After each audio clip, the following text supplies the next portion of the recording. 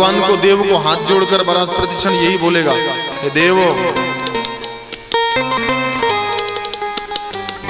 व्यवस्थित तुमची पूजा केलेला आहे ना, मला मोठा फल पाहिजे, मोठा फल पाहिजे मला. अब एक एक काम गिनाए, हा कर्म पूर्ण करा, हा गोष्ट पूर्ण करा, हा व्यवस्था व्यवस्थित का करा, हा अर्चन. महाराज जितनी घरगुती की व्यवस्था है सब गा देंगे, सब वहीं गा करके लिख के रख देंगे. महाराज कर्म के प्रतिफल को स्वयं से संभालो.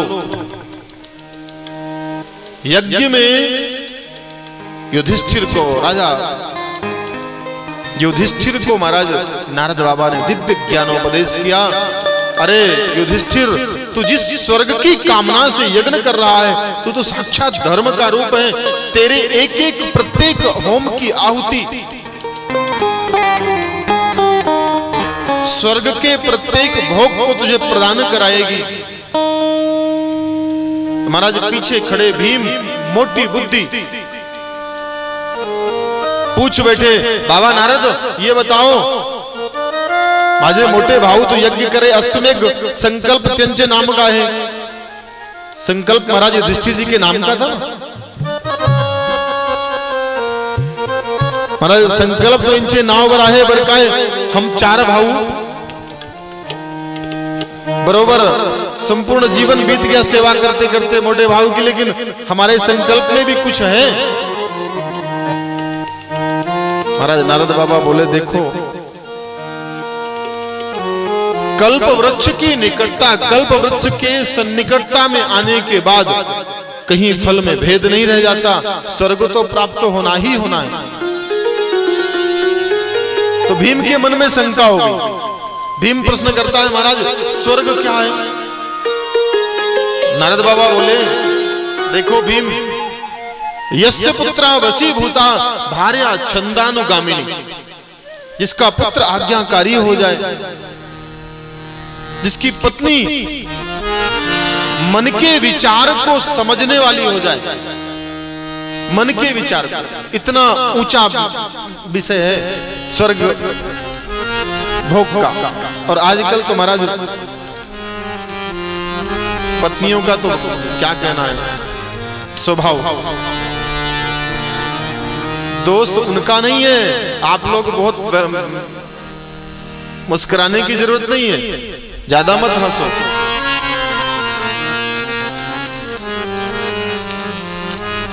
देखो पत्नियों के बारे में बोला तो सब हंस पड़े.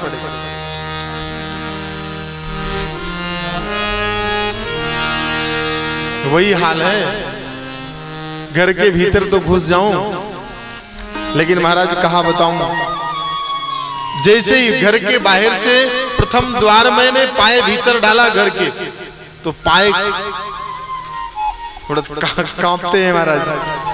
हमने कहा क्यों घबराते हो.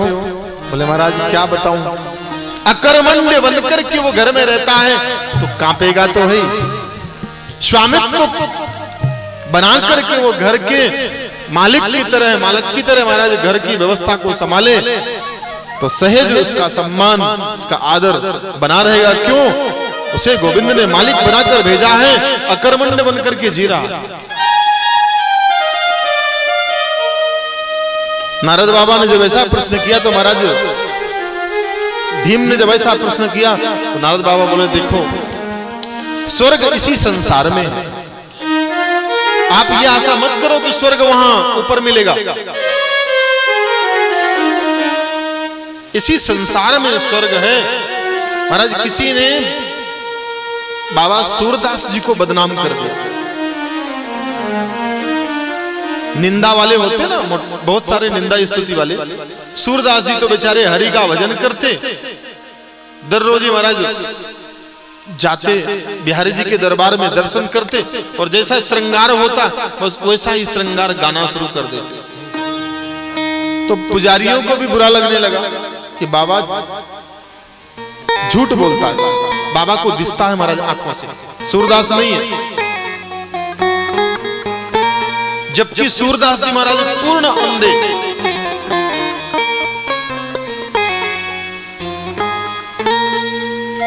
एक दिन एक सेठ सूरदास जी के घर ही आला महाराज, विचार स्वर्ग दर्शन। सूरदास जी महाराज घर ही बाहर बसले है ध्यान मग्न। आते ही सेठ ने बाबा सूरदास जी को नमस्कार किया और बोला, बाबा स्वर्ग का दर्शन करा दीजिए। सूरदास जी बोले, भाऊ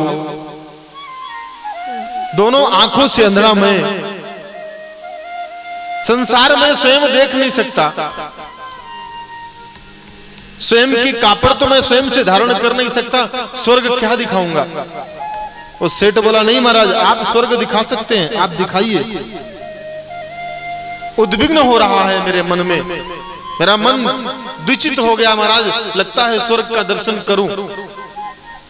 सूरदास जी ने कहा, ठीक है अगर दर्शन करना है तो आज नहीं। सूरदास जी ने शुक्रवार दिवस का टाइम दे दिया। शुक्रवार दिवस महाराज सकाली सकाली संध्या के बाद पधारो, अवश्य दर्शन कराएंगे। चल पड़े। सेठ जी शुक्रवार का इंतजार था, शुक्रवार जैसे आया सकाली महाराज स्नान संध्या निवृत्त तो चल पड़े। पहुंच गए सेठ जी के दरबार में। सेठ जी पहुंचे दरबार में महाराज सूरदास जी के, और जाते ही बस वही प्रश्न किया। संत के दरबार में जाकर के माया का कभी प्रश्न नहीं करना चाहिए, लेकिन आज सबसे ज्यादा उल्टा हो गया। ये नहीं पूछेंगे महाराज भगवान कहां मिलेंगे, कोई नहीं पूछेगा। भगवान कैसे मिलेंगे, भगवान की भक्ति में कैसे करूं, इस पात की देह को मैं शुद्ध कैसे बनाऊं, ये नहीं प्रश्न करेंगे। प्रश्न करेंगे महाराज भगवान कैसे मिलेंगे। जिन्हें हरि कथा सुनी नहीं, जिन्हें हरि कथा सुनी नहीं, श्रवणे रंध्र हरि हवने समा, श्रवणे रंध्र हरि हवन समा।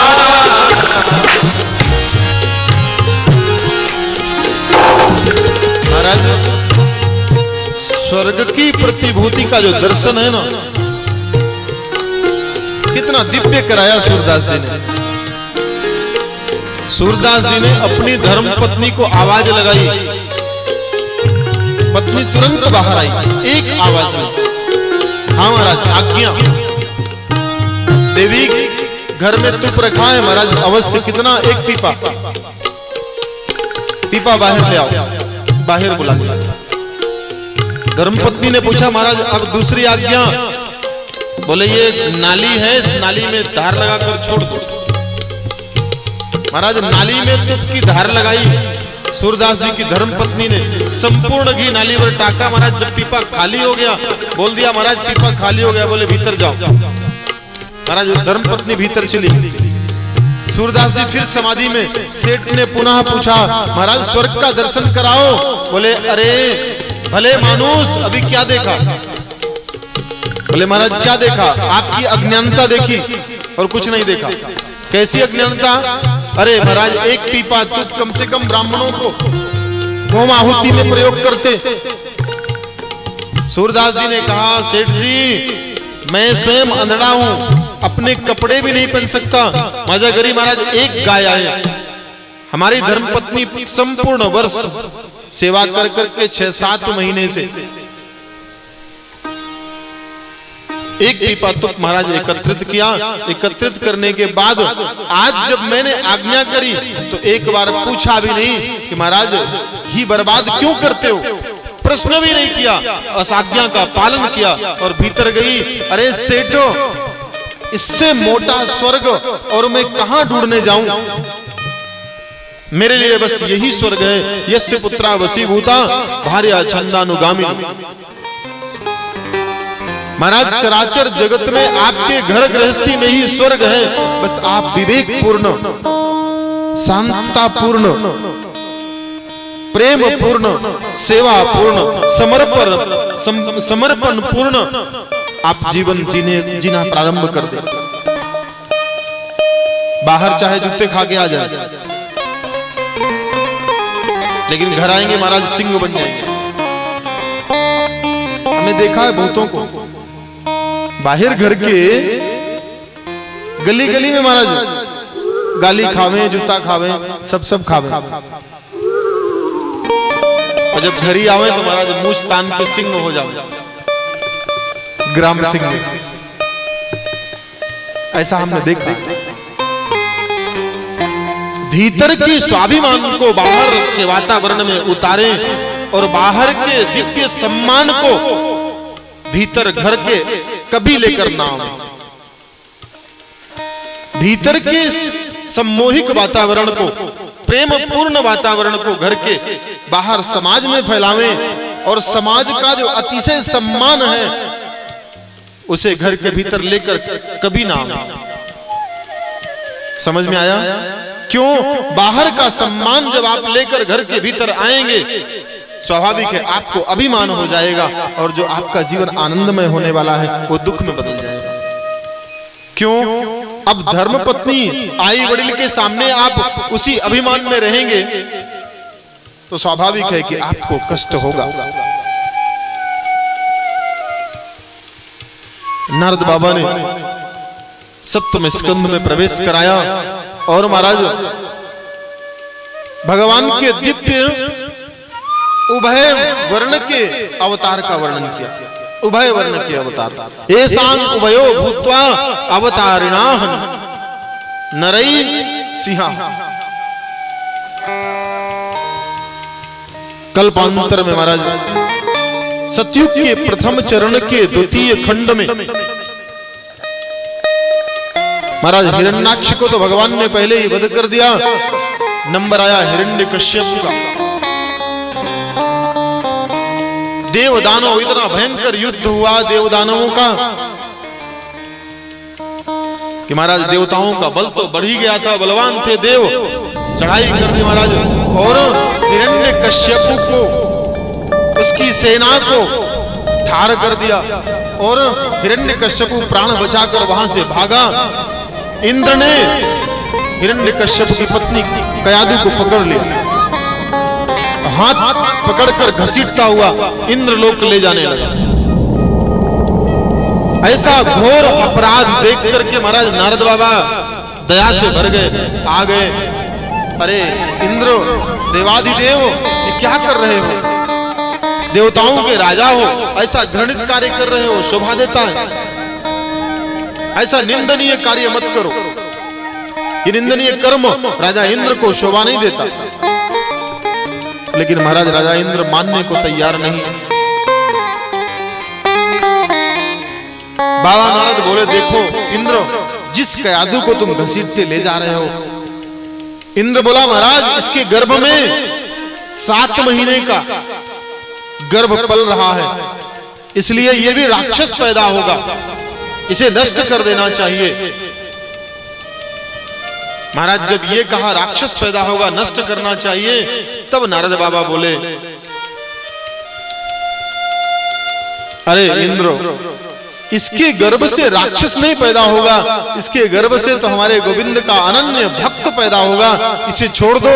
7वां महीना है महाराज, 7वां महीना था उस समय। भक्त प्रहलाद भगवान की कृपा से नारद बाबा के आशीर्वाद से बच गए और कयादु को लेकर नारद बाबा अपने आश्रम में आए। आश्रम में गो सेवा, संत सेवा और प्रातःकालीन संध्याकालीन बेला में हरिनाम का गान सुनाने लगे। उस हरिनाम के गान का ऐसा दिव्य प्रभाव कि महाराज जब अवतार हुआ तो ऐसा वाणी से मानो हरिनाम प्रस्फुटित हो रहा। नारायण नारायण नारायण शिव नारायण नारायण नारायण श्रीमन नारायण नारायण नारायण श्रीमन्नारायण नारायण श्रीमन्नारायण नारायण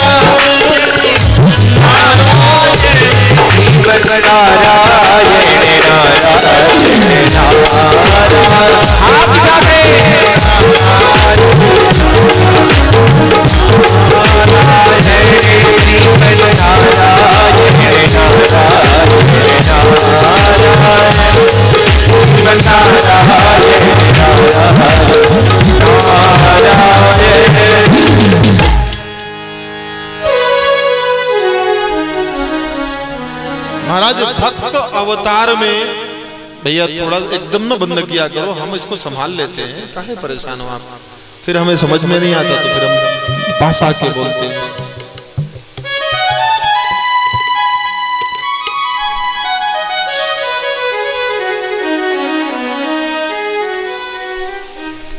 महाराज जैसे ही भक्त प्रहलाद का अवतार हुआ नारद बाबा के आश्रम में, मानो वो नारायण नाम तो नारद बाबा से वातावरण पहले ही गुंजायमान था।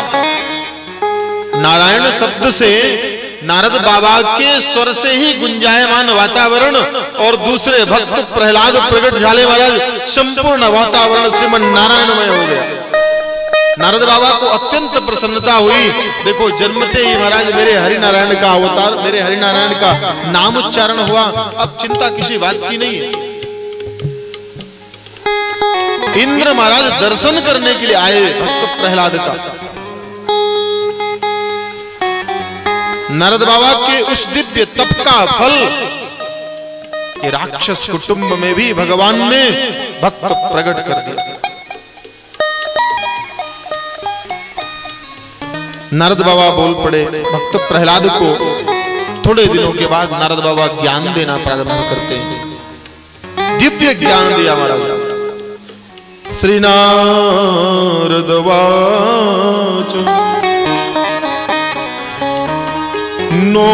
नोपगचितो सुवसने सुनिस्पृह श्रुते सुदृष्टे सुगुणे सुवर्णे दान्तेन्द्रियाणां मनोसाङ्गभूता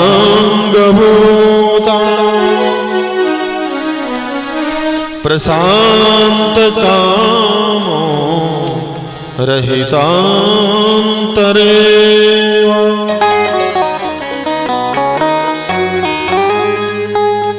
महाराज बाबा नारद ने इतना दिव्य उपदेश दिया। भक्त प्रहलाद प्रशांत परमात्मा का जिस जगत ने स्मरण किया, देखा तूने प्रसूति वायु के समय कितना त्रास हुआ, कितना त्रास हुआ प्रसूति वायु के समय। बस ये गोविंद की कृपा है कि महाराज जब प्रसूति वायु का वेग आता है, मलमूत्र के स्थान में पड़ा हुआ जीव अंधकार में बंद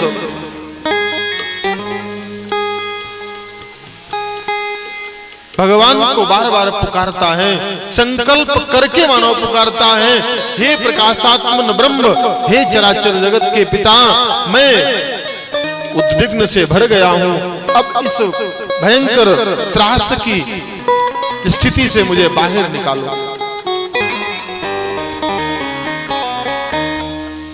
महाराज गोविंद की कृपा ना हो तो प्रसूति वायु का वेग भी नहीं आवे।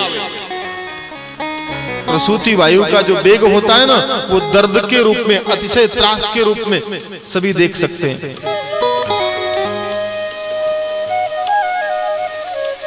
माताओं को पूर्ण ज्ञान होगा, लेकिन मातृ गर्भ में मलमूत्र में पड़ा हुआ ये शरीर, ये जीवात्मा, ये जीव, ये पंचगुण लेकर के प्रकट होने वाला, महाराज जब प्रकट हो जाता है बाहर तो मिथ्या अभिमान करता है। अहंकारम मनोबुद्धिम करता अहमिति मन्यते। अरे तू इतना बड़ा हो कैसे गया? हे गोविंद, हे गोपाल, जन्म दो, मैं आपका ही भजन करूंगा।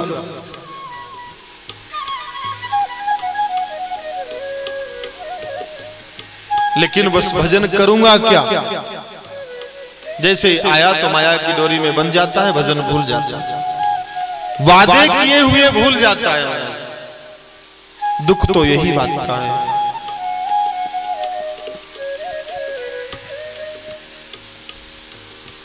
उनकी करुणा में कोई कमी है नहीं, पात्रता में हमारे कमी रह गई।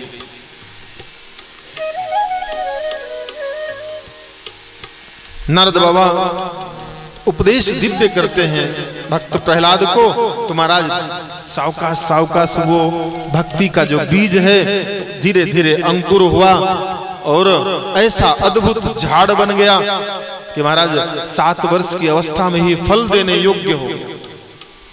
7 वर्ष की अवस्था में